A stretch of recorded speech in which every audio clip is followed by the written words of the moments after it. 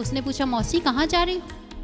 लोमड़ी ने फिर वही उत्तर दिया, अरे मैंने सुना है इस जंगल के बाहर सीमा पर एक अंगूरों का बड़ा अच्छा बाग है, बड़े अच्छे अंगूर लगते हैं, अंगूर खाने के लिए जा रही हूं। थोड़ी दूर गई, एक भालू मिल गया, वही प्रश्न वही उत्तर। कितने जानवर मिले और लोमड़ी अंगूरों के बाग के पास जा पहुंची। दूर से देखा अंगूरों का बाग है और बड़े बड़े अंगूरों के गुच्छे लटक रहे हैं, गुच्छे के गुच्छे हैं और देखने में ही लगता है कि बड़े अच्छे होंगे, बड़े स्वादिष्ट होंगे। लेकिन लोमड़ी को लगा कि थोड़े से ऊंचे लगे। लोमड़ी ने सोचा चलो थोड़े से ही ऊंचे हैं, मैं एक छलांग लगाऊंगी, 2 छलांग लगाऊंगी और उन गुच्छों की प्राप्ति कर लूंगी। मन ही मन सोचती हुई उस बाग के भीतर गई, एक छलांग लगाई, अंगूर हाथ में नहीं आए। एक और छलांग लगा दी, अंगूर फिर भी हाथ में नहीं आए। थोड़ा प्रयास किया, थोड़ी कोशिश की, लेकिन अंगूरों तक हाथ नहीं पहुंचा। लौट रही है, मन ही मन सोचते हुए, चिंतन करते हुए लौट रही है, जब मैं यहां से गई थी तो मुझे कितने जानवर मिले थे। उन्होंने मुझे पूछा था, मौसी कहाँ जा रही हो? मैंने कहा था अंगूर खाने के लिए जा रही हूं। अब वो मुझे मिलेंगे, पूछेंगे तो मैं क्या उत्तर दूं? अभी मन के भीतर सोच ही रही है कि सामने से वही खरगोश आता हुआ नजर आ गया।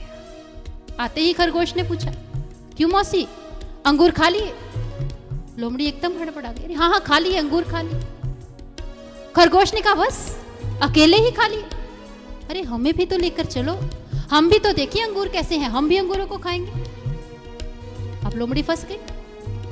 अगर वो लेकर चली जाती है तो उसका भेद खुल जाता है, उसका रहस्य खुल जाता है। अगर नहीं लेकर जाए तो उत्तर क्या था? और लोमड़ी ने एक बहुत सुंदर उत्तर ढूंढ लिया। उसने कहा, अंगूर खाने की कोई आवश्यकता नहीं, मैंने उन अंगूरों को चख कर देख लिया, मैंने उन अंगूरों को खाकर देख लिया। अब अंगूरों के बाग तक जाओगे तो अपने समय को नष्ट करोगे, अंगूर खाने की आवश्यकता नहीं, क्योंकि अंगूर खट्टे हैं। खुद अंगूरों को नहीं खाया और दूसरों को समझा दिया कि अंगूर खाना मत, अंगूर खट्टे हैं। ठीक हमारे साथ उन लोगों ने किया जिन्होंने ईश्वर को नहीं देखा, उन्होंने हमें समझा दिया ईश्वर को देखने की आवश्यकता नहीं है, क्योंकि आप ईश्वर को देख नहीं सकते, क्योंकि आपको ईश्वर का दर्शन नहीं हो सकता, इसलिए अपने समय को व्यर्थ गंवाने की आवश्यकता नहीं। जबकि हमारे ग्रंथ कहते हैं, हमारे शास्त्र कहते हैं, ईश्वर को देखा जा सकता है। रामचरितमानस में गोस्वामी तुलसीदास जी बहुत सुंदर लिखते हैं। वे कहते कि जाने बिन ना होए प्रतीति, बिन प्रतीति ना होए प्रीति, बिन प्रीति नहीं भक्ति दृढ़ाई, जिमि खगपति जल के चिकनाई।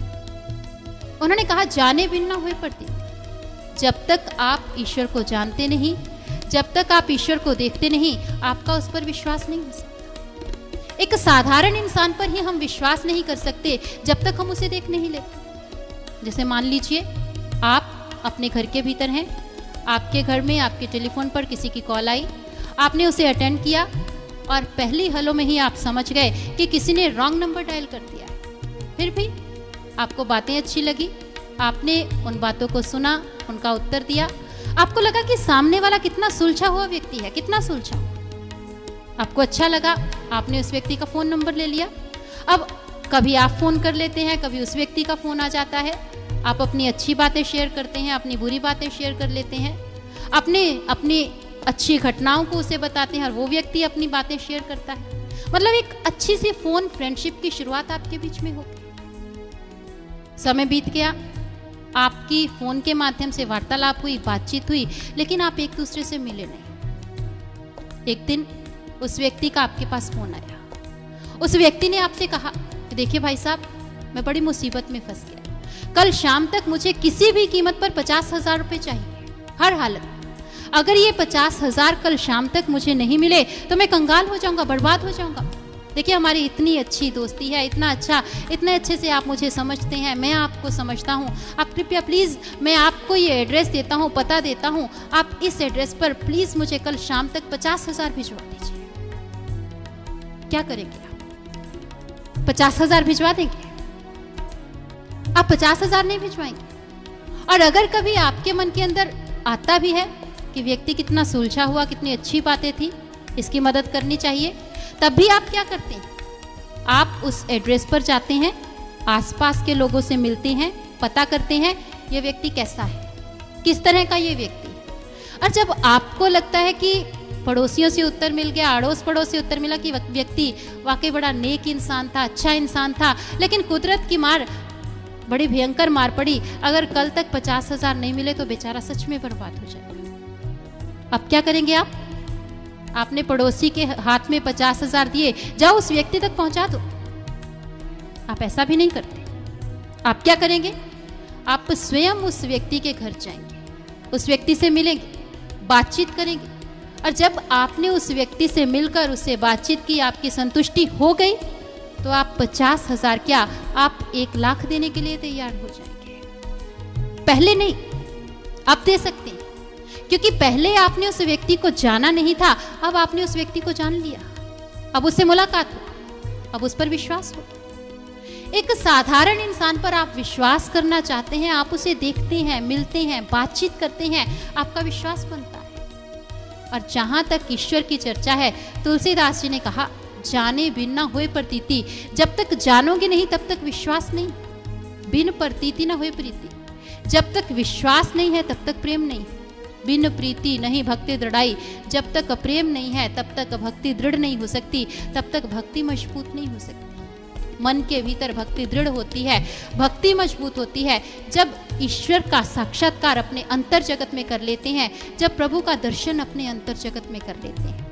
और जब प्रभु को अपने अंतर में देखा, अपने भीतर में दर्शन किए, तभी एहसास हुआ, तभी पता चला कि ईश्वर ही एक जीव का वास्तविक सहारा है, ईश्वर ही एक जीव का वास्तविक सहायक हो सकता है। और जब अंतर की गहराई में, भीतर की गहराई में यह एहसास अपने अंतर जगत में हुआ, तो मन के भीतर अंतर में क्या भाव उठते हैं? दिल में तमन्ना बस यही चाहना, चरणों से दूर रहूं मैं कभी ना। दिल में तमन्ना बस यही चाहना, चरणों से दूर रहूं मैं कभी ना।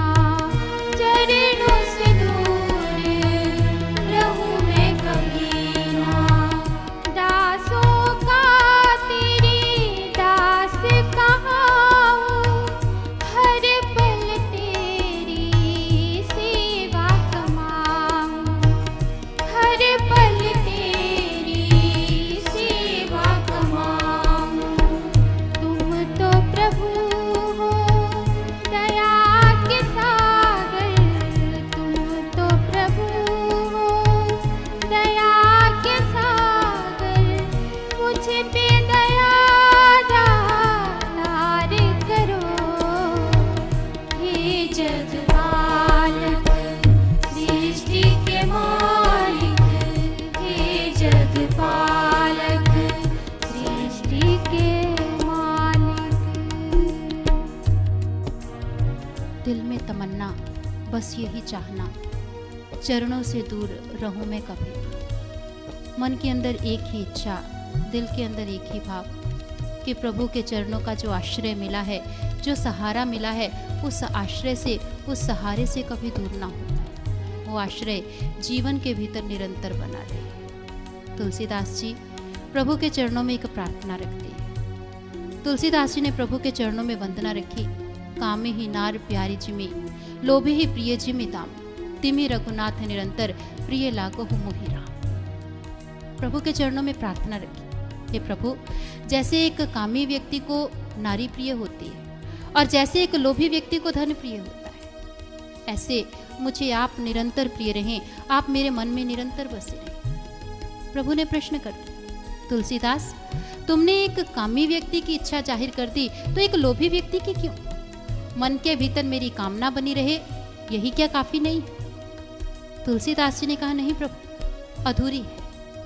क्योंकि एक व्यक्ति जिसके मन के भीतर कामना है, इच्छा है, अगर इच्छा की पूर्ति हो जाती है तो उस वस्तु के प्रति, जिस वस्तु की इच्छा थी, उसके प्रति एक नीरसता मन के भीतर जन्म ले लेती है, उसके प्रति भाव फीके पड़ जाते हैं। मेरे मन के भीतर आपके चरणों के प्रति इच्छा है, आपके प्रेम के प्रति इच्छा, और मैं नहीं चाहता कि अगर मुझे आपकी प्राप्ति हो जाए उसके बाद मेरे मन में आपके प्रति भाव फीके हो जाएं, उसके बाद मेरे मन में भक्ति के प्रति नीरसता आ जाए। इसलिए दूसरी इच्छा रखी, लोभे ही प्रिय जीविता। एक लोभी को दाम प्रिय होते हैं और दाम जितने उसके पास आते चले जाते हैं उसकी कभी संतुष्टि नहीं होती। जितना धन आता चला जाता है उतनी प्यास बढ़ती चली जाती है, उतनी इच्छा बढ़ती चली जाती है। इसलिए मेरे मन के भीतर निरंतर आपकी प्यास बनी रहे, निरंतर आपका प्रेम, आपकी इच्छा, आपकी भक्ति की इच्छा बनी रहे। और जब मन के भीतर ये भाव उत्पन्न होते हैं तो मन के भीतर कामना क्या है? दासों का दास, निरंतर तेरे दासों का, तेरे सेवकों का सेवक भी बना रहे, दासों का दास। भावना क्या है? मन के भीतर नम्रता की पराकाष्ठा है, नम्रता मन के भीतर जन्म ले। और ये नम्रता ईश्वर का गुण है, प्रभु का गुण। प्रभु के गुणों का पदार्पण हमारे अंतर जगत में हो जाए। दया मन के भीतर जन्म ले, सहनशीलता मन के भीतर जन्म ले, प्रेम मन के भीतर जन्म ले, नम्रता मन के भीतर जन्म ले। प्रभु के गुण हमारे अंतर में प्रवेश कर जाएं, प्रभु के गुण हमारे अंतर में आ जाएं। और प्रभु के गुण हमारे अंतर जगत में कैसे आएंगे?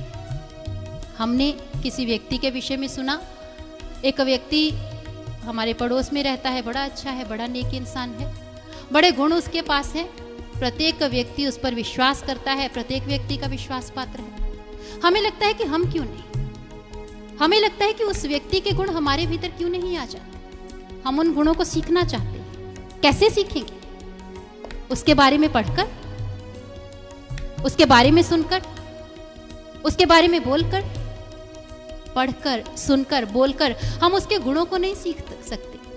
अगर हम उसके गुणों को सीखना चाहते हैं, हमें उस व्यक्ति के पास जाना पड़ेगा।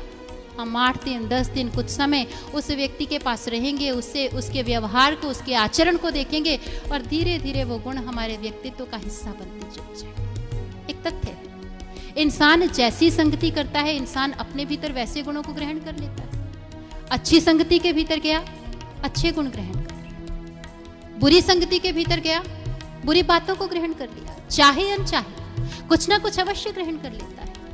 और जब इंसान प्रभु की संगति करता है, जब ईश्वर की संगति करता है, तो ईश्वर के गुण इंसान के, मनुष्य के भीतर उतरने आरंभ हो जाते हैं। शर्त है, संगति करनी पड़ेगी, ईश्वर की संगति। और प्रभु की संगति के लिए आवश्यक है प्रभु का दर्शन कर लेना, प्रभु से मिल लेना। मिलने के लिए आवश्यक है प्रभु का साक्षात्कार कर लेना।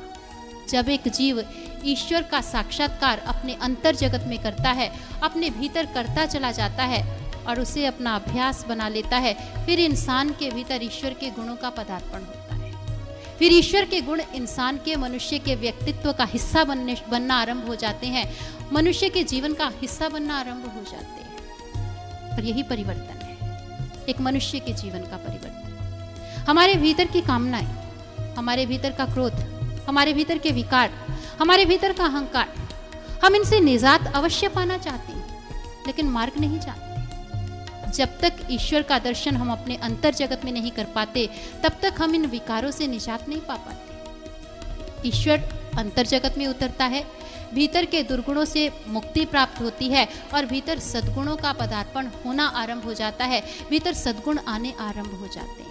इंसान के जीवन के भीतर, मनुष्य के मन के भीतर परिवर्तन आता है, मनुष्य की जिंदगी के भीतर परिवर्तन आता है। और हमारा इतिहास साक्षी है। शब्दों से जिंदगियां नहीं बदलती, अक्षरों के भीतर जिंदगियों को बदलने की सामर्थ्य नहीं। एक इंसान कहे कि शब्द से जीवन बदल जाए, अवस्था कैसी? एक मनुष्य, किसी ने बहुत सुंदर शब्दों में कहा, सितारों ने कहा गगन बदल गया, बहारों ने कहा चमन बदल गया, एक फकीर ने कहा कुछ नहीं बदला, मुर्दा वही का वही है, कफन बदल गया। ऊपर से बदल लिया। आज शब्दों के ज्ञान ने हमारे व्यवहार को बदल दिया। हमने अपने घरों के फर्नीचर को बदल लिया, हमने अपने घरों के कर्टेन्स को बदल लिया, हमने अपने रहने सहने के ढंग को बदल लिया। लेकिन क्या हम बदले? क्या हमारे जीवन के भीतर परिवर्तन आया? हमारे जीवन के भीतर कहीं कोई परिवर्तन नहीं। हमारे जीवन के भीतर वही विकार अपना डेरा जमाए हैं, वही अहंकार अपना डेरा जमाए बैठा हुआ है। परिवर्तन कैसे आएगा? ईश्वर को अपने अंतः में देखेंगे। श्रीमद् भागवत गीता एक सशक्त उदाहरण है। अर्जुन के मन के भीतर का विकार था, अर्जुन के मन के भीतर की बीमारी थी, रोग था।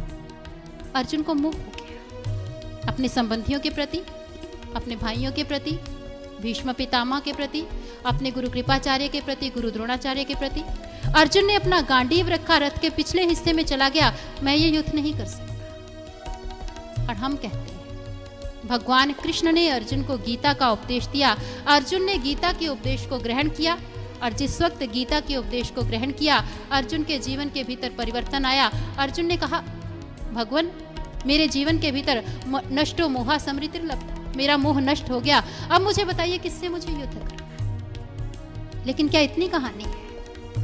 अगर मात्र इतनी ही कहानी होती, जो परिवर्तन अर्जुन के जीवन के भीतर आया, ठीक वही परिवर्तन धृतराष्ट्र के जीवन के भीतर भी आ जाना चाहिए। बीमारी एक, इलाज एक। अगर अर्जुन की समस्या मोह थी, धृतराष्ट्र की समस्या अलग नहीं थी। मोह उसकी भी समस्या थी। मन के भीतर मोह था अपने पुत्र के प्रति, दुर्योधन के प्रति। मन के भीतर मोह था अपने राज्य सिंहासन के प्रति। इलाज एक। भगवान कृष्ण ने अर्जुन को गीता का उपदेश दिया और संजय ने धृतराष्ट्र को। शब्दों का हेरफेर नहीं था, अंतर नहीं था। एक एक प्रश्न अर्जुन ने किया और कृष्ण भगवान ने उत्तर दिया, और ठीक एक एक प्रश्न को, एक एक उत्तर को संजय ने दोहरा दिया। लेकिन गीता के अंत में अर्जुन ने जहां अपने मोह से मुक्ति को प्राप्त करके अपने कर्तव्य को ग्रहण कर लिया, धृतराष्ट्र अपने मोह से मुक्त नहीं हो पाया। किस लिए नहीं हो पाया? क्योंकि धृतराष्ट्र को मात्र शब्द मिले, अर्जुन को मात्र शब्द नहीं मिले। अर्जुन ने अपने भीतर ईश्वर को देखा, अर्जुन ने अपने अंतर जगत में ईश्वर का दर्शन कर लिया। और जब अपने अंतः में ईश्वर को देखा, दर्शन किया, तब जीवन के भीतर परिवर्तन आया, तब जीवन के भीतर चेंज आया। और ठीक जब इंसान अपने अंतः में ईश्वर को देखता है, दर्शन करता है, तभी परिवर्तन एक इंसान के जीवन के भीतर आता है, तभी परिवर्तन एक मनुष्य के जीवन के भीतर आ पाता है। और ये मात्र इतिहास के तथ्य नहीं, आज भी ये उतना ही सत्य है। आज भी दिव्य ज्योति जागृति संस्थान के माध्यम से हमारे परम पूजनीय गुरुदेव सर्वश्री आशुतोष महाराज जी, जिनकी कृपा से लाखों लोगों तक ज्ञान पहुंचा, ज्ञान की ये दात पहुंची। अनेकों लोगों ने अपने अंतः जगत में अपने भीतर ईश्वर का दर्शन किया, ईश्वर का साक्षात्कार किया और जीवन के भीतर गहन परिवर्तन को महसूस किया। ऐसे ऐसे व्यक्ति जिनके घरों के भीतर अगर हम झांक कर देख लें तो नर्क से कम दृश्य नहीं थे। हालात कैसी थी घरों की? पति ने शराब पी, अपनी कमाई को उड़ाया, घर वापस लौटा, पत्नी ने जो अपनी मेहनत से, परिश्रम से कमाया था उसे भी समाप्त कर दिया, उसे भी खत्म कर दिया, और अपनी पत्नी को, बच्चों को घरों से बाहर निकाल कर खड़ा कर दिया, ये मेरा घर है। नर्क से विभत्स दृश्य थे। ज्ञान उन घरों के भीतर पहुंचा सर्वश्री आशुतोष महाराज जी की असीम अनुकंपा से, और आज उन्हीं घरों से सत्य का प्रचार निकलता है, आज उन्हीं घरों से सत्य का संदेश निकलता है, परिवर्तन है। और जब एक जीव अपने भीतर ईश्वर का दर्शन करता है, देखता है, यही परिवर्तन अंतर जगत में उतरता है। और दर्शन के लिए अगर हम उस ईश्वर का दर्शन अपने अंतर जगत में करना चाहते हैं, गीता हमें एक शब्द के माध्यम से उत्तर देती है। तद्विधि प्रणिपातेन परिप्रश्नेन सेव्या उपदेक्ष्यन्ति ते ज्ञानम ज्ञानिनः तत्वदर्शिनः। हे अर्जुन, तत्वज्ञानी महापुरुषों के पास जा, जिन्होंने उस ईश्वर को अपने भीतर देखा है, दर्शन किया है। तद्विधि प्रणिपातेन परिप्रश्नेन सेव्या, उनके चरणों में जाकर उन्हें प्रणाम कर, उन्हें वंदना कर, उनसे प्रश्न कर अध्यात्म के संबंध में, और वे तुझे ज्ञान की निधि प्रदान करेंगे।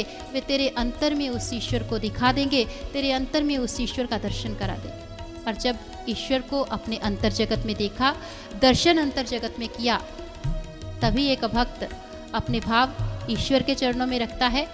और क्या भाव ईश्वर के चरणों में रखता है, आइए श्रवण करते हैं।